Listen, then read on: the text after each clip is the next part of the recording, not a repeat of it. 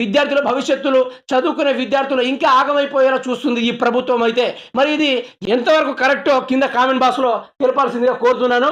రేవంత్ సర్కార్ మరో కొత్త వివాదానికి తెరలేపింది. కొత్త రకం మద్యం బ్రాండ్లను రాష్ట్రంలోకి తీసుకొస్తుంది. వివాదాస్పద సోమ్ డిస్టిలరీస్ కంపెనీకి అనుమతులు ఇవ్వడం పలు అనుమానాలు తావిస్తుంది. ప్రజల ప్రాణాలతో చెలగాటమాడే ఈ కంపెనీ మధ్యప్రదేశ్లో బ్యాన్ విధిస్తే మన రాష్ట్రంలో అమ్మకాలకు మాత్రం గ్రీన్ సిగ్నల్ ఇచ్చింది. కాంగ్రెస్ ప్రభుత్వం దీని వెనకాల భారీ కుంభకోణం ఉందన్న ప్రచారం జరుగుతుంది. కొత్త రకం మద్యాన్ని రాష్ట్ర ప్రజలకు అందుబాటులోకి తేవడం పక్కన పెడితే దాని ద్వారా ఎన్నికల విరాళాలు సమకూర్చుకోవడం కనబడుతుంది. ఇప్పుడు దీని పరంగా రేవంత్ రెడ్డి ఎటువంటి ప్లాన్ వేసుకున్నాడంటే, ఇప్పుడు ప్రజలకు ఇది నిషేధమైనప్పటికీ, ప్రజలకు ఇది ఆరోగ్యానికి మంచిది కానప్పటికీ, ఇప్పుడు ప్రజెంట్ ఒక బీర్ చూసుకున్నాం, ఈ హంటర్ బీర్ చూసుకుంటే మాత్రము ఇప్పుడు ఆ కంపెనీ నుంచి ఒక